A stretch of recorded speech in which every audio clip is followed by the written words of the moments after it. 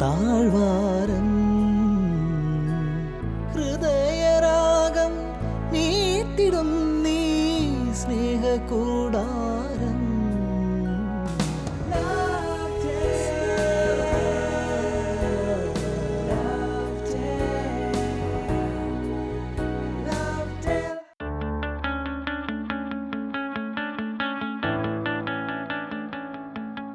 Shalom TV പ്രേക്ഷകർക്ക് ലൗഡേലിലേക്ക് സ്നേഹം പൂക്കുന്ന ഈ താഴ്വരയിലേക്ക് സ്വാഗതം. കുടുംബങ്ങളിൽ അനുഭവിക്കുന്ന സ്നേഹത്തിൻ്റെ സന്തോഷമാണ് സഭയുടെയും സന്തോഷം.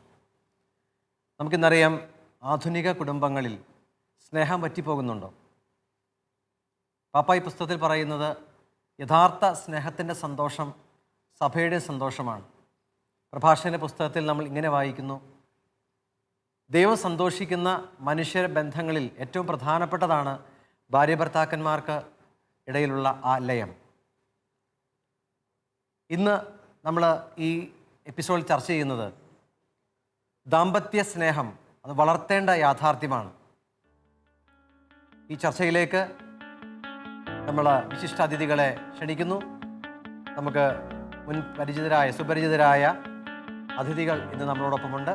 നമുക്ക് അവരെ ഈ ചർച്ചയിലേക്ക് സ്നേഹപൂർവ്വം സ്വാഗതം ചെയ്യാം. ആദ്യമായി തന്നെ തൃശൂർ അതിരൂപത ലൂർദ് കത്തീഡ്രൽ വികാരിയും കുടുംബങ്ങളെ ഏറെ സ്നേഹത്തോടെ കരുതുകയും സ്നേഹിക്കുകയും ചെയ്യുന്ന വർഗീസ് കുത്തൂരച്ചനെ ഈ വേദിയിലേക്ക് സ്വാഗതം ചെയ്യാം.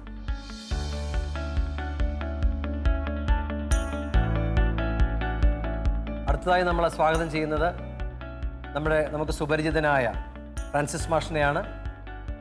സെൻറ് തോമസ് കോളേജിൻ്റെ മുൻ വൈസ് പ്രിൻസിപ്പളും തൃശൂർ അതിരൂപത കത്തോലിക്ക കോൺഗ്രസിൻ്റെ പ്രസിഡന്റും സുപ്രസിദ്ധ വചനപ്രഘോഷകനുമായ പ്രൊഫസർ KM ഫ്രാൻസിസ് മാഷിനെ ഏറെ സ്നേഹത്തോടെ ഈ ചർച്ചയിലേക്ക് നമ്മൾ സ്വാഗതം ചെയ്യുന്നു.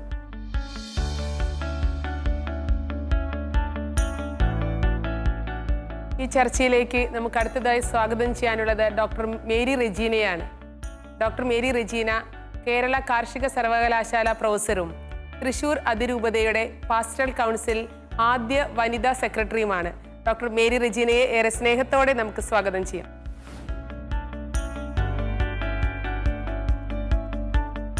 ദാമ്പത്യം വളർത്തേണ്ട യാഥാർത്ഥ്യമാണെന്ന് കഴിഞ്ഞ എപ്പിസോഡിലൂടെ നാം മനസ്സിലാക്കുകയായിരുന്നു. അതിൻ്റെ കൂടുതൽ ചർച്ചകളുമായി ഇന്ന് നമുക്ക് മുന്നോട്ട് പോകാം. എല്ലാവരെയും ഏറെ സ്നേഹത്തോടെ ഈ എപ്പിസോഡിലേക്ക് സ്വാഗതം ചെയ്തുകൊണ്ട്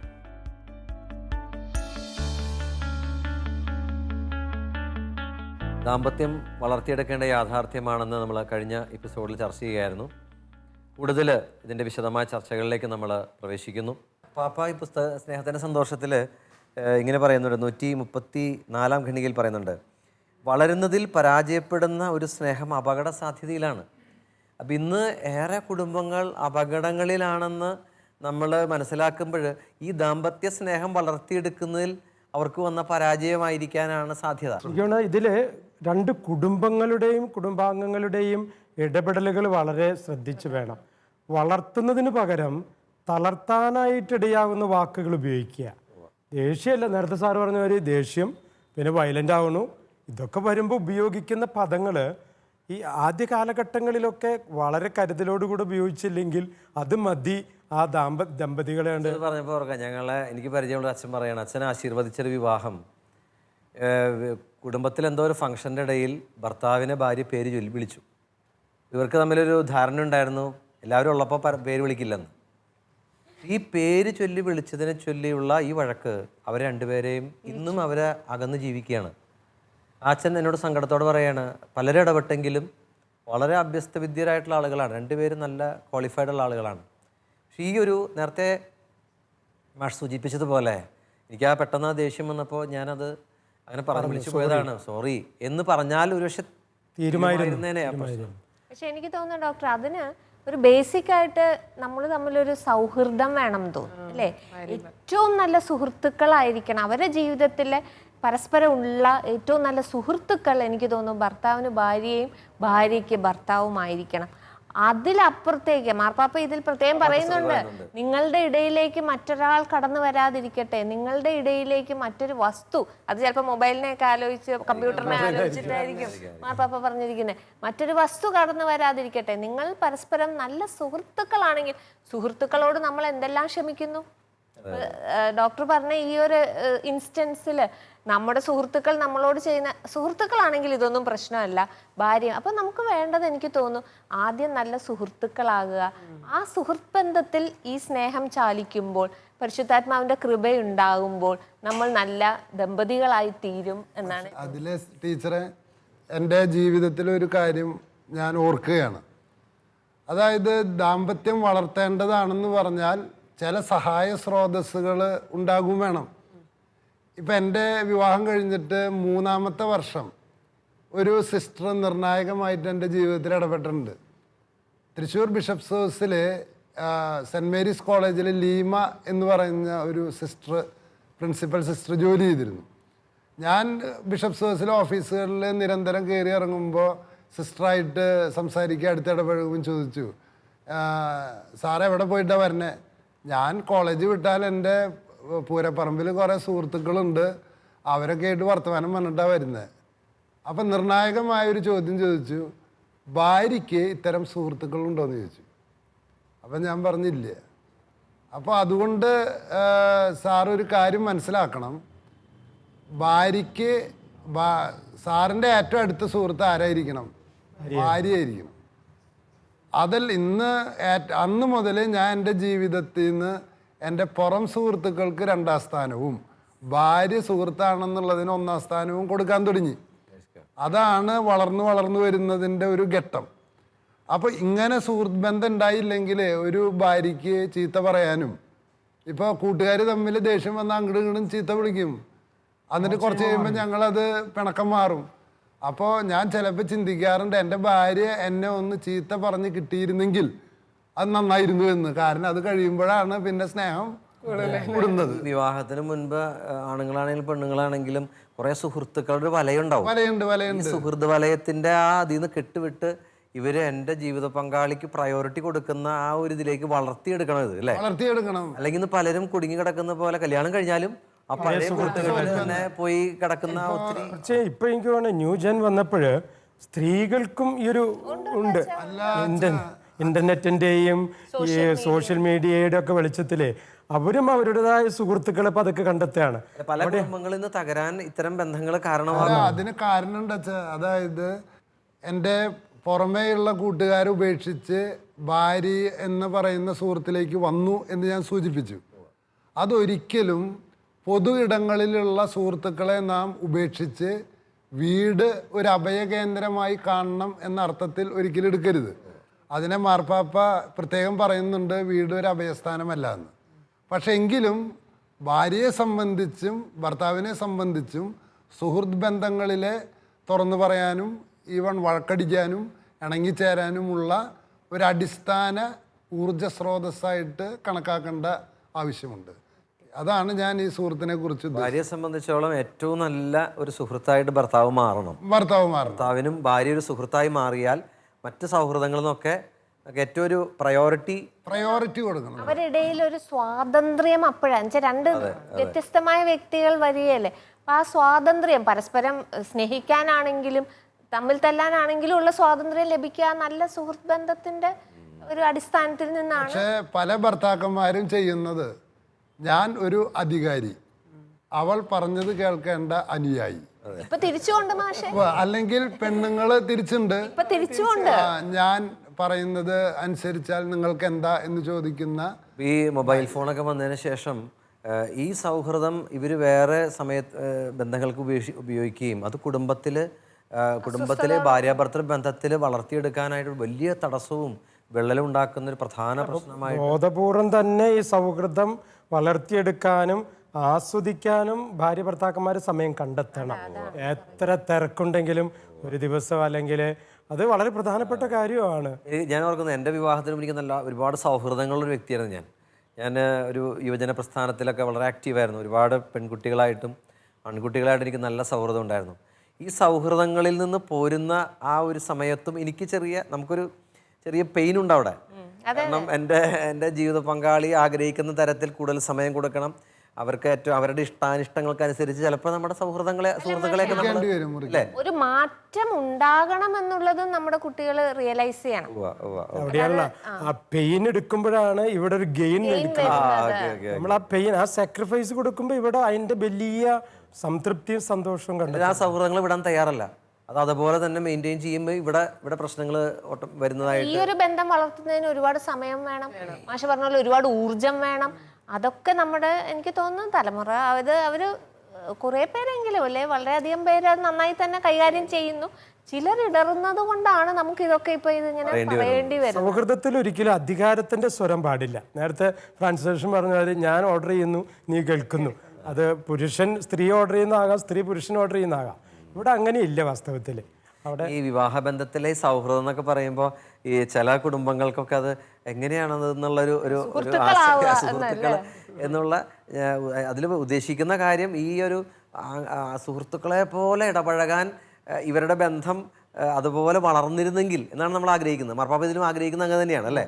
ഒരു സുഹൃത്ത് എങ്ങനെയാണ് പരസ്പരം സുഹൃത്തിന് വേണ്ടിയൊക്കെ മരിക്കുന്ന ആൾക്കാരുണ്ട് അല്ലെങ്കിലേ? സുഹൃത്തുക്കൾ പറയുന്ന പോലെ ചില സൗഹൃദങ്ങളൊക്കെ അതുപോലെ വളരെ ശക്തമായ സൗഹൃദങ്ങളുണ്ടല്ലോ. ആ സൗഹൃദത്തിന്റെ ഭാവം ഭാര്യ ഭർത്തൃ ബന്ധത്തിൽ ഉണ്ടാകണം എന്ന് തന്നെയാണ് അല്ലേ ഉദ്ദേശിക്കുന്നത്. ഒരു വാക്ക് ബൈബിൾ ഉപയോഗിക്കുന്നുണ്ട്, സ്നേഹിതൻ. സ്നേഹിതന് വേണ്ടി ജീവൻ ബലിയർപ്പിക്കുന്നതിനേക്കാൾ ഇത് ഒരു വളർച്ചയുടെ ഒരു ഘട്ടമാണ്. ഇപ്പോൾ ഭാര്യ ഭർത്തൃ ബന്ധം ആദ്യം രൂപം കൊള്ളുന്നതിൻ്റെ ഏറ്റവും അടിസ്ഥാനം ശാരീരിക ആകർഷണമാണ്. അത് നിഷേധിക്കാൻ പറ്റില്ല, കാമം തന്നെയാണ്. പക്ഷെ ആ ആകർഷണം ക്രമേണ സ്നേഹിതനായും പിന്നീട് സമ്പൂർണ്ണ സ്നേഹമായും. അപ്പോൾ കാമത്തിൽ നിന്ന് ശുദ്ധ സ്നേഹത്തിലേക്ക് വളരുന്നതിൻ്റെ മധ്യവർത്തിയാണ് സൗഹൃദം. അപ്പോൾ ഈ സൗഹൃദം എന്ന പാലം വിട്ടുപോയാൽ കാമമായി തന്നെ, അതായത് വിവാഹം കഴിഞ്ഞ അവസ്ഥയിലുള്ള ആ കുട്ടിയുടെ അവസ്ഥയിൽ തന്നെ 90 വയസ്സായാലും നിലനിൽക്കുന്ന അവസ്ഥ. എനിക്ക് തോന്നുന്നു അപ്പോൾ നമ്മുടെ ഏറെ ശ്രദ്ധയോടെ കരുതലോടെ ഈ ഒരു ദാമ്പത്യ സ്നേഹം നല്ല സുഹൃത്തുക്കളായി മാറിക്കൊണ്ട്, ഭാര്യയും ഭർത്താവും നല്ല സുഹൃത്തുക്കളായി മാറിക്കൊണ്ട് ഈ ഒരു സ്നേഹം, അച്ഛൻ പറഞ്ഞ പോലെ എനിക്കത് ഭയങ്കര ഇഷ്ടപ്പെട്ടു. കുടുംബത്തിൽ നിരന്തരം ഈ സ്നേഹം ആസ്വദിക്കാൻ നമുക്ക് സാധിക്കണം തോന്നുന്നു അല്ലേ? അപ്പോൾ ശരിക്കും ആ ഒരു ആദ്യ നാളുകളിലെ വ്യത്യസ്തതകളിൽ നിന്നൊക്കെ നമ്മൾ പടിയെ വളർന്ന് ആ ഒരു നല്ല സുഹൃത്തുക്കളായി മാറിക്കൊണ്ട് നമുക്ക് മുന്നോട്ട് പോകാൻ സാധിക്കും. ഇങ്ങനെ ഒരു സ്നേഹം കെട്ടിപ്പടുത്ത അല്ലെങ്കിൽ നല്ല സൗഹൃദത്തിലൂടെ നല്ല ഒരു ജീവിതത്തിൻ്റെ മുന്നോടിയായി പോയ ഒരു കുടുംബത്തെ നമുക്ക് ഈ സമയം ഈ ക്ലിപ്പിങ്ങിലൂടെ കാണാം.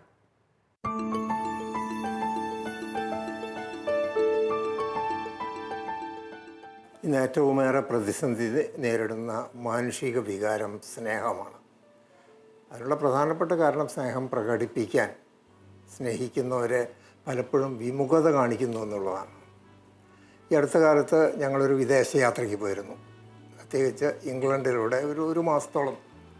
അവിടെയൊക്കെ ട്രെയിനിലായാലും റോഡിലായാലും യാത്രയിലായാലും ഒക്കെ കാണാൻ സാധിക്കുന്നത് എക്സസീവ് ഷോ ഓഫ് ലവ്. ഒരു പക്ഷേ അവരവരുടെ ജീവിതത്തിൽ നിന്ന് ഇതുപോലെ സ്നേഹപ്രകടനം കുറഞ്ഞു പോയാൽ അത് അപകടമാണെന്ന് മനസ്സിലാക്കിക്കൊണ്ടാവും. ഞാനങ്ങനെ ഈ വിഷയത്തെക്കുറിച്ച് ചിന്തിച്ചപ്പോൾ തോന്നിയതാണത്. ആദ്യം എനിക്കത് അരോചകമായിട്ട് തോന്നി. എനിക്കല്ല, ഞങ്ങൾക്കൊക്കെ ഇത് അരോചകമായിട്ട് തോന്നി. കാരണം നമ്മളൊരു വലിയ കൺസർവേറ്റീവ് സമൂഹത്തിൽ നിന്നായി പോകുന്നത്. പക്ഷേ പിന്നീട് മനസ്സിലായി ഇത് ഒരു അത്ര വലിയ ഷോയല്ല, അതിനേക്കാൾ കൂടുതൽ അവരുടെ ജീവിതത്തിൻ്റെ ഒരു ഭാഗമായി മാറിയതാണ്.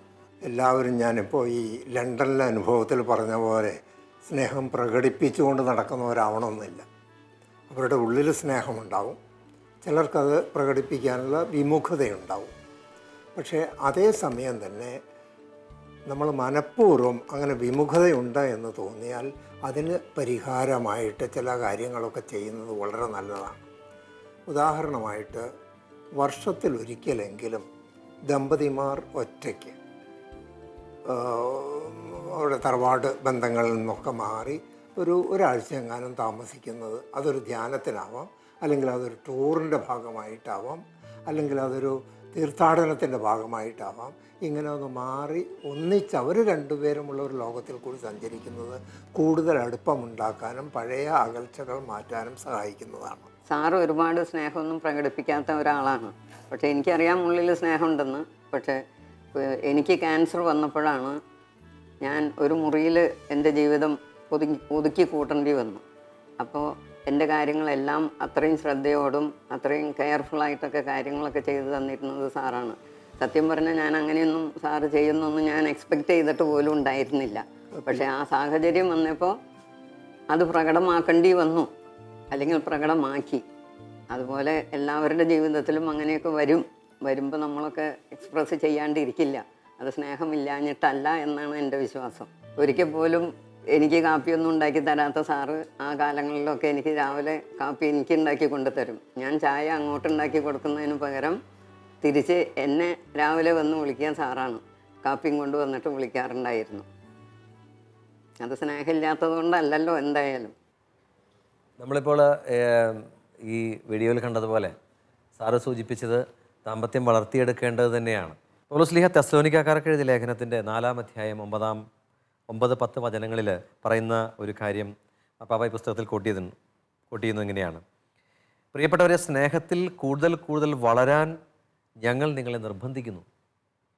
അപ്പം ഇത് എല്ലാ കുടുംബങ്ങളും ശ്രദ്ധയോടെ വളർത്തിയെടുക്കേണ്ടത് തന്നെയാണെന്നാണ് മാർപ്പാപ്പ പൗലോസ്ലീഹായുടെ ഈ കൊട്ടേഷൻ ഉദ്ധരിച്ചുകൊണ്ട് പറയുക. നമ്മൾ എത്രയോ കാര്യങ്ങൾക്ക് വേണ്ടി മനുഷ്യൻ കഷ്ടപ്പെടുന്നു. ഇപ്പം മല കയറാൻ പഠിക്കുന്നു, അല്ലെങ്കിൽ ഡിഗ്രിക്ക് പഠിക്കുന്നു, ഒരുപാട് കാര്യങ്ങൾ പഠിച്ചെടുക്കാൻ മനുഷ്യൻ ഉത്സാഹിക്കുന്നു. ഇവിടെ ദൈവം നമുക്കൊരു അവസരം തന്നിരിക്കുക. ഈ ഒരു പ്രോഗ്രാം പോലും ദാമ്പത്യ സ്നേഹത്തെ എങ്ങനെ വളർത്തിയെടുക്കാം എന്നതിനെക്കുറിച്ചാണ് നമ്മൾ ചർച്ച ചെയ്യുക. എങ്കിലും ഇന്ന് പലപ്പോഴും കാണുന്നത് വിവാഹം കഴിച്ചതുകൊണ്ട് മാത്രം ജീവിക്കേണ്ടത് ഒരു ഭാരമായി കാണുന്ന ഒരുപാട് കുടുംബങ്ങൾ. വിവാഹം കഴിച്ചു പോയി, അങ്ങനെയാണെങ്കിൽ ഇങ്ങനെ പോകട്ടെ. ദാമ്പത്യ ജീവിതത്തിൻ്റെ ഒരു വിരസതയും ഒരു മടുപ്പും കുടുംബജീവൻ തന്നെ ഒരു ഭാരമായി കാണുന്ന ഒരുപാട് കുടുംബങ്ങൾ ഇന്ന് ഇപ്പോഴും ഉണ്ടല്ലോ. നമ്മൾ ഇങ്ങനെയുള്ള കുടുംബങ്ങളെ നമുക്ക് എങ്ങനെ സഹായിക്കാൻ പറ്റും? ഈ ഒരു മടുപ്പും ഈ ഒരു ഭാരവും, ഒരു അമ്മച്ചി പറഞ്ഞത് അച്ഛൻ പറഞ്ഞത് ഉറക്കുക, പച്ചയെങ്കിൽ പച്ച വെച്ച് ഊത് തന്നെ, അല്ലെങ്കിൽ അങ്ങനെ പോകണം അച്ഛാ, ഒരു വളരെ നിസ്സംഗതയോടുകൂടെ കുടുംബജീവിതത്തെ കാണുന്ന ഒരുപാട് കുടുംബങ്ങൾ ഇന്നുണ്ട്. അത് വളരെ സങ്കടകരമായിട്ടുള്ള ഒരു കാര്യമാണ്. മാഷ്ക്ക് എന്താണ് അങ്ങനെയുള്ളവരോട് പറയാനുള്ളത്? ഈ ദാമ്പത്യം വളർത്തേണ്ട യാഥാർത്ഥ്യം, അതിനെക്കുറിച്ച് നമ്മൾ കഴിഞ്ഞ എപ്പിസോഡിൽ ചർച്ച ചെയ്തു. പക്ഷെ ആ പ്രോസസ്സിൽ, വളർത്തുന്ന പ്രോസസ്സിൽ ഈ പ്രതിസന്ധികളെ അതിജീവിക്കാനായിട്ട് മാതാപിതാക്കളും മക്കളും ഒക്കെ അറിഞ്ഞിരിക്കേണ്ട ചില കാര്യങ്ങളുണ്ട്. ഒന്നാമതായി, ആദ്യമേ നാം ഈ പ്രതിസന്ധിയെ അതിജീവിക്കാൻ പരിശ്രമിക്കുക. കാരണം മനുഷ്യൻ പരിശ്രമിക്കുന്നിടത്തെ ദൈവത്തിന് സഹായം നൽകാൻ പറ്റുള്ളൂ. പക്ഷേ ഒരിക്കലും നമ്മുടെ പരിശ്രമം പൂർണ്ണമാകില്ല. അപ്പം നമുക്ക് എന്തു വേണം? ചില സഹായ സ്രോതസ്സുകൾ ആവശ്യമാണ്. ഇപ്പം എൻ്റെ 30 കൊല്ലത്തെ ചരിത്രം പരിശോധിച്ചാൽ ഞാൻ എൻ്റെ ജീവിതത്തിലുണ്ടാകുന്ന പല സംഗതികളും മടി കൂടാതെ, നാണം കൂടാതെ എൻ്റെ ചില ആത്മീയ നേതാക്കന്മാരോട്, പ്രത്യേകിച്ച് എൻ്റെ ഇടവക വികാരിയച്ഛന്മാരോട് ഞാൻ സംസാരിച്ചിട്ടുണ്ട്. ഇപ്പം എൻ്റെ വിവാഹം കഴിക്കുന്ന സമയത്ത് ഇഗ്നേഷ്യസ് ചാലിശ്ശേരി അച്ഛനാണ്. അച്ഛനോട് ഞാൻ പോയി എനിക്ക് ഇന്നൊരു പ്രശ്നമുണ്ട്, എങ്ങനെ അതിനെ ഡീൽ ചെയ്യണം. വേറെ ചില സമയത്ത് ഞാൻ ഡിവൈൻ ധ്യാന കേന്ദ്രത്തിലെ പനക്കലച്ഛനോട് സഹായം ചോദിച്ചിട്ടുണ്ട്. ജെറുസലേം ധ്യാന കേന്ദ്രത്തിലെ ഡേവിസ് പട്ടത്തച്ഛനോട് സഹായം ചോദിച്ചിട്ടുണ്ട്. ഡൽമേഷ്യ സിസ്റ്ററിനോട് സഹായം ചോദിച്ചിട്ടുണ്ട്. എൻ്റെ പള്ളിയിലെ കൊച്ചച്ഛനോട് സഹായം ചോദിച്ചിട്ടുണ്ട്. ഈ എൻ്റെ വലതുവശത്തിരിക്കുന്ന വികാരിയച്ഛനോട് സഹായം ചോദിച്ചിട്ടുണ്ട്. കാരണം നമ്മളാരും പൂർണ്ണരല്ല. ഒരു പക്ഷേ ഇക്കാര്യത്തിൽ ഞാൻ വികാരിയച്ഛനേക്കാൾ കൂടുതൽ നന്നായി പഠിപ്പിക്കാൻ തയ്യാറാണ്. ഈ ഒരു ബലമാണ് സത്യത്തിൽ നമുക്ക് ആധുനിക കുടുംബങ്ങൾക്ക് ഇന്ന് അവർ പ്രത്യാശയോടെ കാണേണ്ട ഒരു കാര്യം. അങ്ങനെ ഒരു സഹായ സ്രോതസ്സുകളുണ്ട്. മാഷ് പറയുമ്പോൾ ജസ്റ്റ് എൻ്റെ ഇടയിൽ ഒന്ന് കൂട്ടിച്ചേർക്കട്ടെ. ഒരു കുമ്പസാരക്കാരൻ എന്ന നിലയിൽ കുറേയധികം പേര് അവരുടെ ജീവിതത്തിലെ വലിയ പാപങ്ങളൊന്നുമല്ല, കൊച്ചു കൊച്ചു പണക്കങ്ങളോ ഇണക്കങ്ങളോ, അത് എങ്ങനെയാണ് ചിലപ്പോൾ ഒന്ന് പരിഹരിക്കാൻ സാധിക്കുക. ആ ഒരു ഗൈഡൻസിന് വേണ്ടി തന്നെ കുമ്പസാരിക്കുന്ന ദമ്പതികളെ എനിക്ക് പരിചയമുണ്ട്. അപ്പോൾ അവർക്ക് എന്നിട്ട് അവർ പറയും, അച്ഛാ ഒന്ന് പ്രാർത്ഥിച്ചാൽ മതി, അച്ഛനൊന്ന് പ്രാർത്ഥിച്ചാൽ മതി, എനിക്കറിയാം ഇതുണ്ട്, പക്ഷെ കുറേ കൂടി ഒരു ആത്മീയ കരുത്ത് കിട്ടണം. അങ്ങനെ കുമ്പസാരിച്ച് ഇറങ്ങി പോകുമ്പോൾ ഒരു ദീർഘശ്വാസമൊക്കെ വിട്ട് എവിടെയോ ഒരു സാന്ത്വനം കിട്ടിയതിൻ്റെ ഒരു അനുഭവം. ഈ ഷെയർ ചെയ്യാൻ പറ്റുക അല്ലെ പറ്റും എന്ന് പോലും അറിയാത്തവരാണ് പലപ്പോഴും ഇപ്പം യുവദമ്പതികളെന്ന് തോന്നുന്നു. ഇവരുടെ വിചാരം അവർ രണ്ടാളേ ഉള്ളൂ, നമ്മളെ ഒരുക്കുന്നതന്നെ അങ്ങനെയാണ്, നിങ്ങൾ മാത്രമല്ല എന്നൊക്കെ പറഞ്ഞ് ഒരുക്കിയാലും ഇതുള്ളിലേക്ക് ഒതുക്കി വയ്ക്കുന്ന ഒരു ക്ലോസ്ഡ് സിസ്റ്റം, ഒരു ഫാമിലി ഒരു ക്ലോസ്ഡ് യൂണിറ്റ് ആയിട്ട് കരുതുമ്പോഴാണ് എനിക്ക് തോന്നുന്നു ഈ ഷെയറിങ്ങിൻ്റെ അഭാവം വരും. ചിലപ്പോൾ ഈ പുറത്ത് പറഞ്ഞില്ലെങ്കിൽ പോലും സ്വന്തം മാതാപിതാക്കൾ നല്ല ശ്രോതാക്കളായാൽ പോലും അവർക്ക് പല കാര്യത്തിലും സഹായം ലഭിക്കും. പക്ഷെ ഇന്ന് തിരിച്ചും സംഭവിക്കും, ഈ കേൾക്കുന്നതിന് ഉടൻ തന്നെ മറുമരുന്ന് പറഞ്ഞു കൊടുക്കാൻ നമ്മൾ നിൽക്കേണ്ട ആവശ്യമില്ല. മാതാപിതാക്കളുടെ റോള് വളരെ പ്രധാനപ്പെട്ടതാണെന്ന് തോന്നുന്നത്. കാരണം മാഷ് പറഞ്ഞു, മാഷ് വികാരി അച്ഛൻ്റെയും കൊച്ചച്ഛൻ്റെ ഒക്കെ സഹായം തേടി, മാഷ്ക്ക് അങ്ങനെ ഒരു അടുപ്പം ഉണ്ടായിരുന്നുകൊണ്ട് അങ്ങനെ സംഭവിച്ചു. പക്ഷെ കുറേ ദമ്പതികൾക്കെങ്കിലും ഏറ്റവും ആദ്യം ഒരു സഹായം തേടാൻ അവർ ഉദ്ദേശിക്കുന്നത് മാതാപിതാക്കളിൽ നിന്നാണ്. തീർച്ചയായും. അപ്പൊ എങ്ങനെയായിരിക്കണം ഇന്നത്തെ, പ്രത്യേകിച്ച് ഇന്നത്തെ കാലഘട്ടത്തിൽ നമുക്കറിയാം ഒരുപാട് കുടുംബങ്ങളിൽ ആ ഒരു സ്ട്രഗിളിലൂടെ കടന്നു പോകുന്നുണ്ട്. ഇവര് വന്ന് പറയുമ്പോൾ എങ്ങനെയാണ് കറക്റ്റ് ആയിട്ടുള്ള ഒരു ഗൈഡൻസ്, ശരിക്കും അവർക്ക് ഒരുപാട് അവരെ സഹായിക്കാനും ഈ ദാമ്പത്യം വളർത്തുന്നതിൽ അവർക്ക് വലിയൊരു പങ്ക് മാതാപിതാക്കൾക്ക് ഉണ്ടെന്ന് തോന്നുന്നു. അത് മാഷ ഒന്ന്. തീർച്ചയായിട്ടും. കാരണം ഇപ്പം എൻ്റെ 2 മക്കളുടെ വിവാഹം കഴിഞ്ഞ് അവർക്ക് 2 പേരക്കുട്ടികളായി. ഇതിൽ നമ്മൾ തിരിച്ചറിയേണ്ട കാര്യം, ഒരിക്കൽ ഒരു വൈദികൻ്റെ അപ്പൻ, വളരെ കൃത്യമായിട്ട് പറഞ്ഞാൽ ഷെവലിയർ എൻ എ ഔസേപ്പ്, അദ്ദേഹം എൻ്റെ കുടുംബത്തോട് ഷെയർ ചെയ്തൊരു കാര്യമുണ്ട്.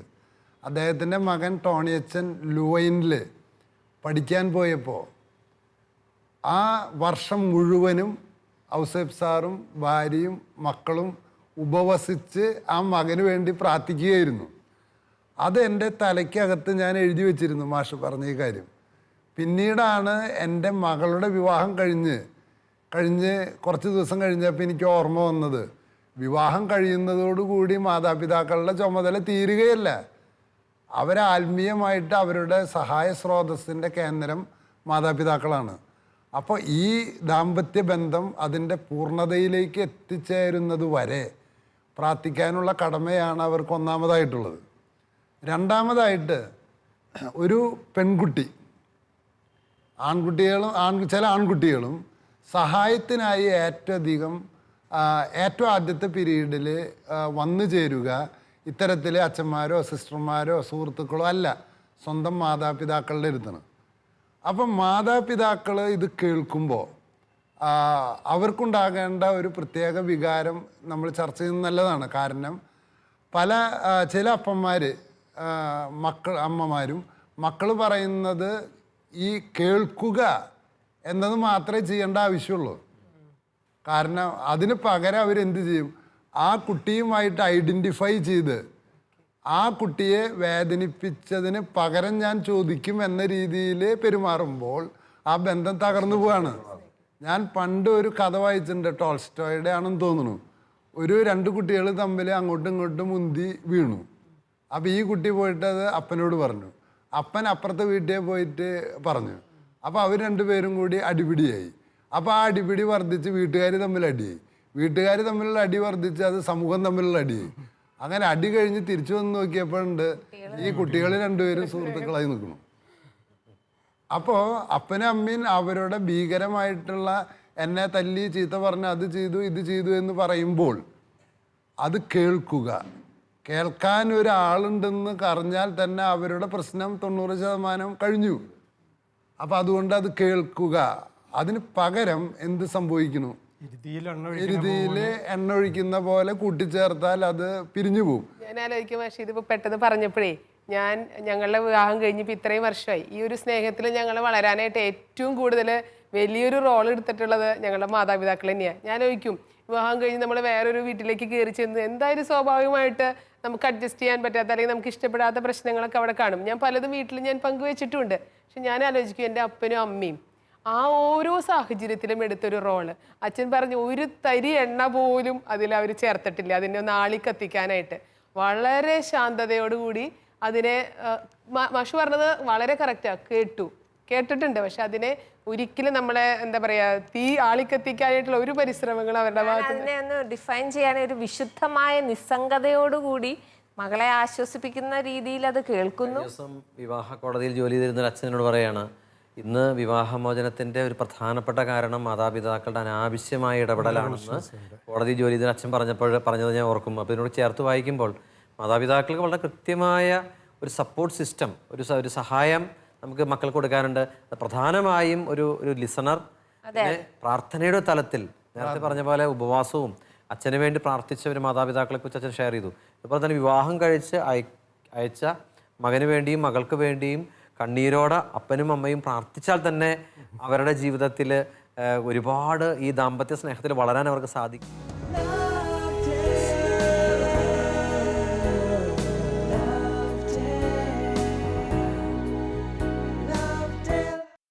എനിക്ക് തോന്നുന്നു ഇതിൻ്റെ വിവിധ വശങ്ങളെക്കുറിച്ച് ഇനിയും നമുക്ക് ഏറെ ചർച്ച ചെയ്യാനുണ്ട്.